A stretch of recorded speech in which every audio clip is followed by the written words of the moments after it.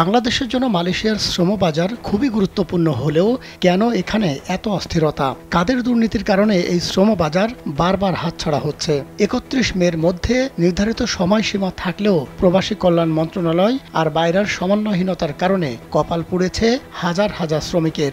আমছালা সবই গেছে তাদের।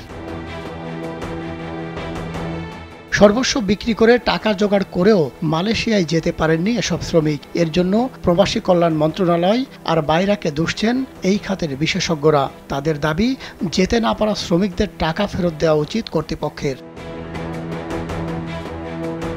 এমন ১৭০০ শ্রমিককে নেওয়ার জন্য মালয়েশিয়ার কাছে বাংলাদেশ সবশেষ নতুন করে যে আবেদন করেছিল তাও প্রত্যাখ্যান করেছে দেশটি।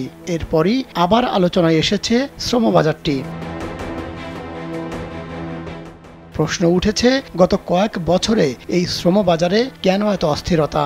বিভিন্ন আন্তর্জাতিক গণমাধ্যম বলছে, দালাল চক্রের কারণে বাংলাদেশ থেকে বারবার শ্রমিক নেওয়া বন্ধ করছে মালয়েশিয়া সরকার। তারপরও অদৃশ্য কারণে এই চক্রকে নিয়ন্ত্রণ করা হচ্ছে না। সেখানকার শ্রমিকদের প্রতারিত হওয়া নিয়ে বারবার খবর হচ্ছে গণমাধ্যমে। ইতিহাস বলছে ২০২২ সালে আবার এই শ্রমবাজার চালু হয় সেই পুরাতন দালাল চক্রের হাত ধরেই।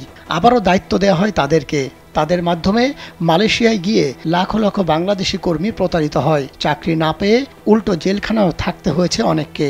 মাসের পর মাস কষ্টের জীবন কাটে তাদের। ফলে গেল ১ এপ্রিল আবার বন্ধ হয় এই শ্রমবাজার।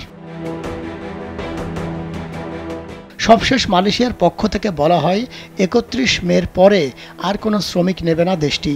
তখন লিগ্যাল ডকুমেন্টস আছে এমন শ্রমিকদেরকে আবেদন করতে বলা হয়। কিন্তু বাইরা আর প্রবাসী কল্যাণ মন্ত্রণালয় শেষ পর্যন্ত ৩১ মের মধ্যে ভিসা পাওয়া শ্রমিকদেরও পাঠাতে পারল না। উল্টো লাখ লাখ টাকা খোয়া গেল গরিব শ্রমিকদের। শ্রমিকরা এই টাকা ফেরত পাবে কিনা তাও অনিশ্চিত। এই বাজারের অতীত রেকর্ডও ভালো না। ২০০৮ সালে বন্ধ হয় মালয়েশিয়ার শ্রমবাজার। ৮ বছর পর তা চালু হয় ২০১৬ সালে। এরপর দুর্নীতির অভিযোগে ফের ২০১৮ সালে শ্রমিক নেওয়া বন্ধ করে মালয়েশিয়া। এরপর নতুন সমঝোতা চুক্তির মাধ্যমে সেই বাজার আবার চালু হয় ২০২২ সালের আগস্টে। মাহমুদ সোহেল, কালবেলা।